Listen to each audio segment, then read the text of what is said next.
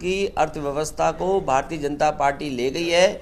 आने वाले समय में नौकरी का सपना भूल जाइए कि हमारे पढ़े लिखे नौजवानों को जो पढ़ाई करके डिग्री हासिल करें अच्छे से अच्छी, उनको क्या नौकरी, डिलीवरी बॉय की नौकरी दी है। और आज के माहौल में जो भारतीय जनता पार्टी ने रास्ता अपनाया है वो समाज को बांटने का है, टॉलरेंस का रास्ता नहीं है। सरकार पिछड़े दलित अल्पसंख्यकों के साथ इसी तरह भेदभाव करने का काम करेगी। पूरा बजट डाइवर्ट कर देंगे किसी शहर की तरफ, किसी आयोजन की तरफ, और ये जितने भी हमारे पिछड़े और दलित और अल्पसंख्यक भाइयों का बजट जो काटा जा रहा है या कम किया जा रहा है, और अगर पंथ हॉस्टल का बजट काटा गया इलाहाबाद में, स्कॉलरशिप या और सुविधाओं को देने वाली जो बजट थी, तो ये सब कहीं ना कहीं इवेंट में जा रहा है, आयोजनों में जा रहा है। तो इससे बड़ा धोखा संविधान को क्या हो सकता है, हमारे लोकतंत्र में इससे बड़ा धोखा क्या हो सकता है। बाबा भीमराव अम्बेडकर जी के सपनों को तोड़ने का इससे बड़ा काम क्या हो सकता है।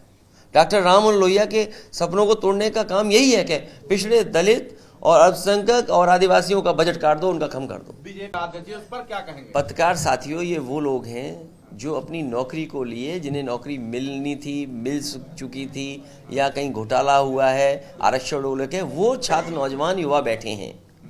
लेकिन सवाल इसके साथ साथ ये भी है, मैं आज आपसे कह रहा हूँ, आज युवा दिवस पूरे देश, जहाँ भी लोग विवेकानंद जी को मानते हैं वहाँ याद कर रहे होंगे और मनाते हैं।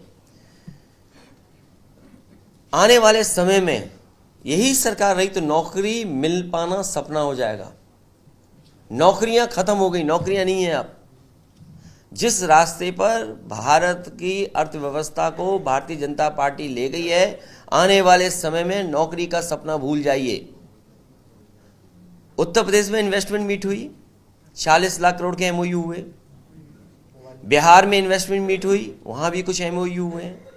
बंगाल में भी कुछ एमओयू हुए हैं। हाल ही में तमिलनाडु में, जहां द्रविडियन वे ऑफ गवर्नेंस को बधाई देकर के आए प्रधानमंत्री जी, और ये भी कहा है मेक इन इंडिया का अगर कहीं सबसे अच्छा उदाहरण देखने को मिलता है तो वो द्रविडियन वे ऑफ गवर्नेंस से ही दिखाई देता है। तमिलनाडु में एमओयू साइन हुए, इन्वेस्टमेंट मीट हुई है। तो सोचिए आपके उत्तर प्रदेश को क्या मिल रहा है, आपको क्या मिल रहा है। इसलिए आने वाले समय में हम अपने नौजवानों को कहना चाहते हैं कि ये आज के समय पे जो नौकरियां मिलनी है, डिलीवरी बॉय बन गए आप, कोई अमेजोन में काम कर रहा है, कोई रेस्टोरेंट में काम कर रहा है। सोचिए कैसी अर्थव्यवस्था बन गई है कि हमारे पढ़े लिखे नौजवानों को जो पढ़ाई करके डिग्री हासिल करें अच्छे से अच्छी, उनको क्या नौकरी, डिलीवरी बॉय की नौकरी दी है।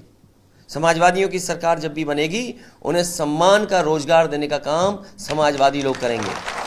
और आज के दिन याद रखना आप लोग, नौकरियां का रास्ता बीजेपी ने हमेशा हमेशा के लिए बंद कर दिया। आज विवेकानंद जयंती के दिन हम सब स्वामी विवेकानंद जी को याद कर रहे हैं।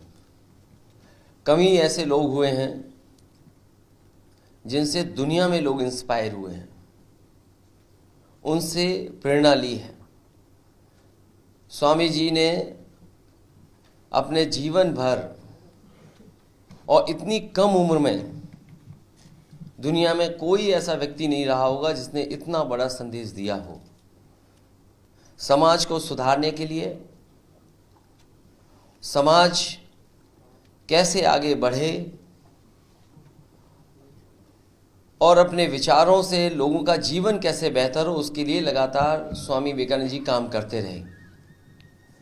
आदरणीय उदय प्रताप सिंह ने जिस तरीके से याद दिलाया कि स्वामी विवेकानंद जी की जो स्पीच थी शिकागो की,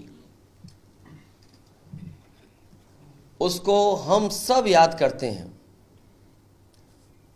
उस घटना को सबसे महत्वपूर्ण माना जाता है, और लेखक ही नहीं, लीडर्स, भारत के पॉलिटिकल लीडर्स, दुनिया के और जो थिंकर्स हैं, उन्होंने भी इस बात की अपने भाषणों में, अपने लेखों में जिक्र किया है। और कहा जाता है कि जब स्वामी विवेकानंद जी स्पीच देने के लिए खड़े हुए तो उन्होंने जब ये कहा, sisters and brothers of America, न जाने कितनी देर तक तालियां बजती रही उनके स्वागत में। और जो उन्होंने संदेश दिया भारत का, भारत की परंपराओं का, भारत के धर्मों का, भारत की जीवन शैली को लेकर के, मैं समझता हूं दुनिया में कोई दूसरा उदाहरण और भारत का कोई दूसरा उदाहरण नहीं मिलता है। जहां उनके भाषण का एक हिस्सा मैं आपके साथ सामने पढ़ना चाहता हूं। उन्होंने कहा कि I am proud to belong to a religion which has taught the world both tolerance and universal acceptance. We believe not only in universal tolerance, but we accept all religion as true. I am proud to belong to a nation which has sheltered the persecuted and the refugees of all religions and all nations of the earth. I am proud to tell you that we have gathered in our bosom the purest remnant of the, और continue की उन्होंने speech, जो उन्होंने दिशा दी कि गरीब की सेवा, कमजोर की सेवा, मानव की सेवा ही सबसे बड़ी है। और आज के माहौल में जो भारतीय जनता पार्टी ने रास्ता अपनाया है वो समाज को बांटने का है, टॉलरेंस का रास्ता नहीं है। जो शिक्षा स्वामी विवेकानंद जी यूनिवर्सल एक्सेप्टेंस की, वो रास्ता भारतीय जनता पार्टी का नहीं है। इसलिए आज के दिन जब हम स्वामी जी को याद कर रहे हैं, स्वामी विवेकानंद जी को याद कर रहे हैं, तो ये संकल्प लें कि उनके बताए हुए रास्ते पर उन्होंने जो समाज की सेवा के लिए शिक्षा दी उसको अपना करके और उनकी तमाम बातों को अपने जीवन में अनुकरण कर करके उस रास्ते पर चलने का काम करेंगे। यही सच्ची श्रद्धांजलि उनको होगी।